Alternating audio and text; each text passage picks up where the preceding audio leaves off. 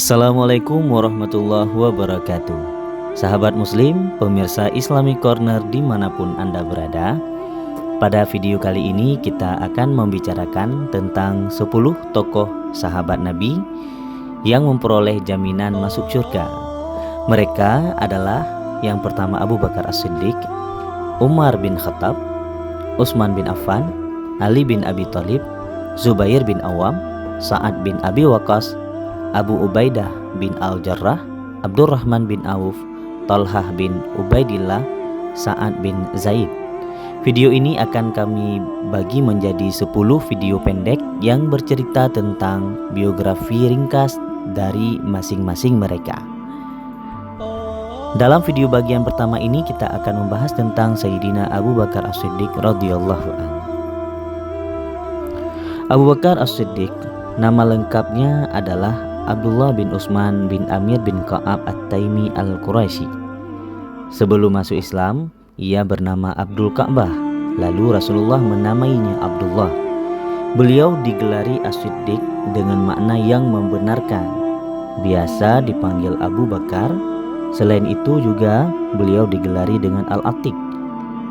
Karena Rasulullah pernah mengatakan kepadanya, Anda adalah orang yang dibebaskan Allah daripada api neraka.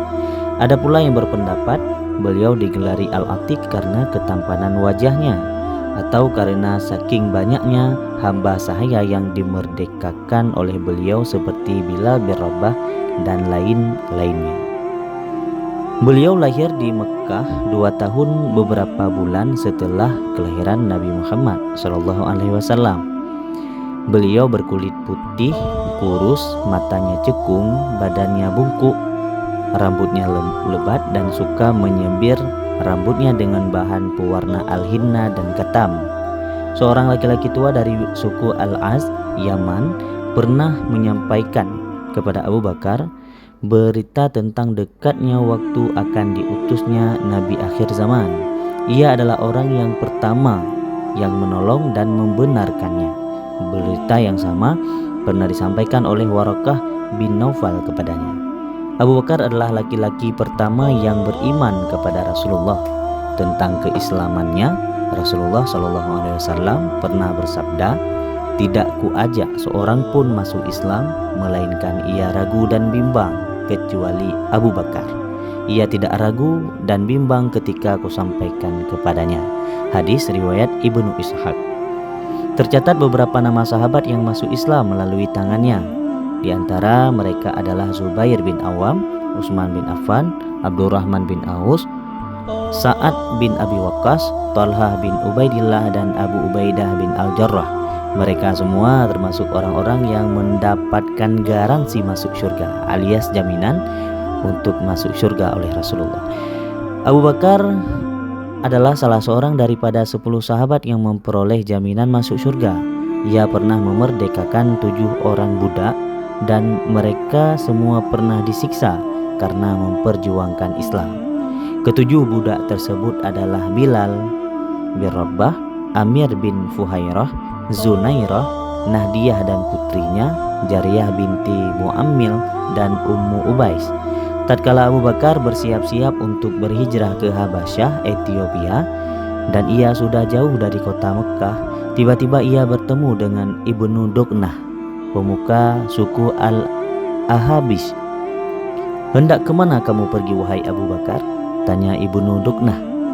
"Kaumku telah mengusirku, menyakitiku dan mengintimidasiku," jawab Abu Bakar. "Mengapa hal itu bisa terjadi? Bukankah kamu telah bergaul dengan mereka secara baik, menolong orang-orang yang kesusahan dan melakukan perbuatan yang ma'ruf? Pulanglah dan aku akan menjamin keamananmu," kata Ibnu Dugnah. Abu Bakar pun pulang ke Mekah bersama Ibnu Dugnah. Setiba di Mekah, Ibnu Dugnah menyerukan, "Wahai orang-orang Quraisy, aku telah menjamin keamanan Ibnu Abi Quhafah," maksudnya Abu Bakar. "Karenanya jangan sampai ada di antara kalian yang memperlakukannya kecuali dengan baik." Abu Bakar memiliki sebuah musalla kecil di depan pintu gerbang rumahnya di daerah pemukiman Bani Jumah. Ia selalu menunaikan sholat di musalla tersebut Karena Abu Bakar adalah orang yang berhati lembut, maka pada saat membaca Al-Quran, ia selalu menangis. Hal ini mendorong anak-anak, para budak, dan kaum wanita di sekitar musalla selalu mendekatinya. Mereka terharu dan heran melihat kondisi Abu Bakar yang semacam itu. Kemudian beberapa orang pemuka Quraisy menemui Ibnu Duknah sembari berkata, "Wahai Ibnu Duknah, Anda menjamin keamanan laki-laki ini, yaitu Abu Bakar, untuk tidak mengganggu ketenangan kami. Jika ia salat dan membaca apa yang dibaca oleh Muhammad, yaitu Al-Quran, ia selalu menangis. Kami khawatir anak-anak, kaum wanita, dan orang-orang lemah kami akan termakan fitnah. Datangkanlah ia kemari dan suruhlah ia masuk ke rumahnya dan melakukan apa saja yang dia kehendaki." Setelah itu Ibnu Duknah pergi menemui Abu Bakar seraya berkata, "Wahai Abu Bakar, aku menjamin keamananmu bukan untuk mengganggu ketenangan kaummu. Mereka tidak suka melihat keadaanmu saat ini dan mereka terganggu dengan hal tersebut. Masuklah ke rumahmu dan lakukanlah apa saja yang kamu kehendaki. Ataukah aku menolak jaminan keamananmu dan aku ridha atas jaminan keamanan daripada Allah?" jawab Abu Bakar. Lantas tanya Ibnu Duknah, "Kamu menolak jaminan keamananku?" Abu Bakar menjawab, "Aku telah menolak jaminan keamananmu." Ibnu Duknah langsung berdiri dan berkata, "Wahai orang-orang Quraisy, Ibnu Abi Quhafah telah menolak jaminan keamananku. Sekarang terserah kalian apa yang akan kalian perbuat terhadap sahabat kalian ini." Setelah itu, orang-orang bodoh kaum Quraisy mulai berani mengganggu Abu Bakar. Mereka terkadang meletakkan tanah di atas kepala Abu Bakar sewaktu berada di Ka'bah. Beliau, Abu Bakar bersama Nabi, pernah naik ke puncak Bukit Uhud bersama mereka Umar dan Utsman. Tiba-tiba Bukit Uhud bergetar. Nabi SAW berkata, "Tenanglah Bukit Uhud, di atasmu ada Nabi, Abu Bakar, dan 2 orang saksi." Maksudnya Umar dan Utsman. Hadis riwayat Bukhari. Suatu hari Rasulullah bertanya kepada para sahabat, "Siapa di antara kalian yang berpuasa pada hari ini?" Abu Bakar menjawab, "Saya." Lalu Nabi bertanya kembali, "Siapa di antara kalian yang mengiringi jenazah pada hari ini?" Lalu Abu Bakar pun menjawab, "Saya ya Rasulullah." Lalu Nabi melanjutkan, "Siapa di antara kalian yang memberi makan fakir miskin pada hari ini?" Abu Bakar kembali berjawab, "Saya ya Rasulullah." Lalu Nabi pun kembali menanyakan, "Siapa di antara kalian yang menjenguk orang sakit pada hari ini?" Abu Bakar lantas menjawab, "Saya ya Rasulullah." Lalu Rasulullah bersabda, "Tidak terangkum semua hal tersebut pada diri seseorang melainkan ia akan masuk surga." Hadis riwayat Muslim. Beliau digelari As-Siddiq karena ia membenarkan peristiwa Isra. Tentang Abu Bakar, Nabi pernah mengatakan, "Sesungguhnya tidak ada seorang pun di antara manusia yang sanggup berkorban dengan diri dan hartanya karena aku selain daripada Abu Bakar, Ibnu Abi Quhafah. Sekiranya aku ingin mengambil seorang kekasih, aku akan mengambil Abu Bakar sebagai kekasihku. Akan tetapi persaudaraan Islam lebih utama. Hendaklah kalian menutup semua pintu yang ada di masjid ini kecuali pintu Abu Bakar." Hadis riwayat Bukhari. Rasulullah mempersaudarakan Abu Bakar dengan Kharijah bin Zuhair. Ia pernah mengatakan, "Seandainya satu kaki saya berada di dalam surga dan yang satunya lagi berada di luarnya, berarti aku belum aman daripada tipu daya Allah." Ayat berikut diturunkan berkaitan dengan Abu Bakar. Allah berfirman, "Dan kelak akan dijauhkan orang yang paling takwa daripada neraka." Surat Al-Lail ayat 17. Ia adalah teman setia Rasulullah dalam perjalanan hijrah dan yang menemani beliau ketika berada di Gua Sur. Abu Bakarlah yang dimaksud dalam firman Allah Ta'ala, "Dia salah 1-2 orang ketika keduanya berada di dalam gua." Surah At-Taubah ayat 40. Ia tidak pernah absen mengikuti semua peperangan bersama Rasulullah. Putrinya Aisyah, Ummul Mukminin, adalah wanita yang paling dicintai oleh Rasulullah. Di antara istrinya adalah Ummu Ruman, Qutailah, Asma binti Umais, dan Habibah. Ia memiliki 6 orang anak, 3 perempuan dan 3 orang laki-laki. Anaknya yang laki-laki adalah Abdullah, Abdurrahman, dan Muhammad.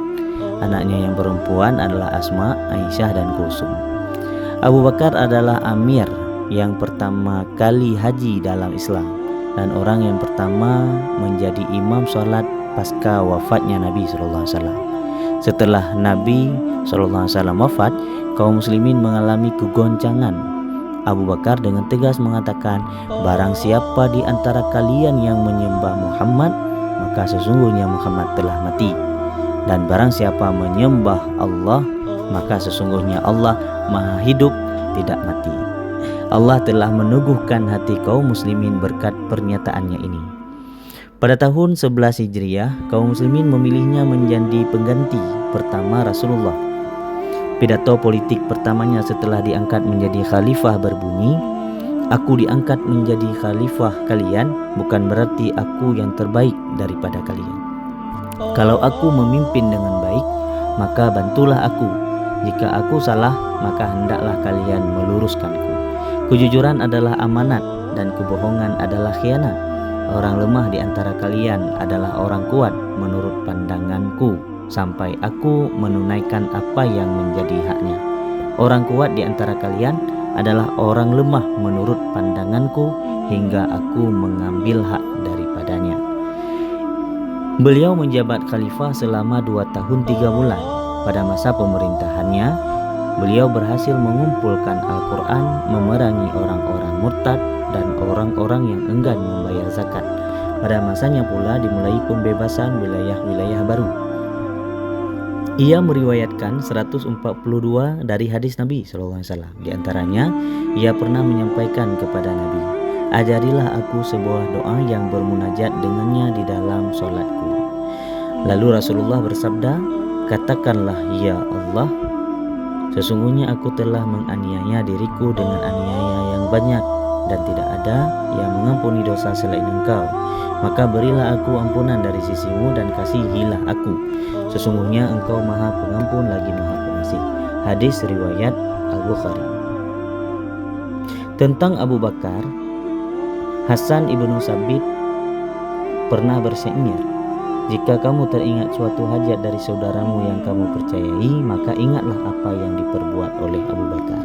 Ia adalah sebaik-baik manusia yang paling takwa dan yang paling adil sesudah Nabi.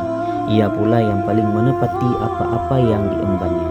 Ia adalah orang kedua setelah Nabi yang paling terpuji di hadapan manusia dan orang pertama yang membenarkan apa yang dibawa oleh Rasulullah SAW." Tatkala Abu Bakar meninggal, Ali bin Abi Thalib berujar, "Semoga Allah mengasihimu wahai Abu Bakar. Anda adalah teman akrab Rasulullah, sahabat setianya, tempat curahan hatinya, tempat menyimpan rahasianya dan sahabatnya yang diajak bermusyawarah. Anda adalah laki-laki pertama yang masuk Islam, orang yang paling tulus imannya, orang yang paling baik yang menemani Rasulullah, yang paling banyak kebaikannya, yang paling mulia di masa lalu, dan yang paling mulia kedudukannya, yang paling tinggi derajatnya, dan yang paling mirip Rasul dalam hal petunjuk dan jalannya. Allah menamaimu dalam kitabnya dengan Siddiq yang membenarkan. Allah berfirman di dalam surat Az-Zumar ayat 33, dan orang-orang yang membawa kebenaran dan membenarkannya, mereka itulah yang bertakwa. Orang yang benar ialah Nabi Muhammad SAW, dan yang membenarkan adalah Abu Bakar. Anda adalah orang yang paling dermawan dikala orang lain bersifat kikir.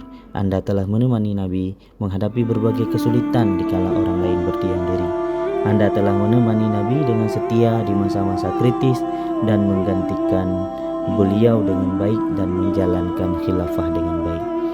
Tatkala Abu Bakar sakit, para sahabat mengatakan, "Bolehkah kami memanggil dokter untuk memeriksa penyakitmu?" Lalu Abu Bakar menjawab, "Dokter telah memeriksa penyakitku." Lalu mereka bertanya, apa yang dikatakan dokter tentang penyakitmu? Lalu Abu Bakar menjawab, dia mengatakan, sesungguhnya aku maha kuasa berbuat apa yang aku kehendaki. Abu Bakar meninggal tahun 12 Hijriah dalam usia 63 tahun, persis seperti usia Nabi SAW saat meninggal. Jasadnya dimakamkan di samping makam Rasulullah dalam kamar Aisyah. Sebelum meninggal, ia menunjuk Umar sebagai khalifah yang akan menggantikannya. Nah, sahabat Islamic Corner, begitulah kisah ringkas tentang Abu Bakar, sang khalifah pertama dan sahabat Rasulullah yang paling utama. Tetap ikuti channel ini untuk kisah sahabat-sahabat berikutnya. Jangan lupa subscribe channel ini, like, share ke teman-teman semua. Akhirul kalam, assalamualaikum warahmatullahi wabarakatuh.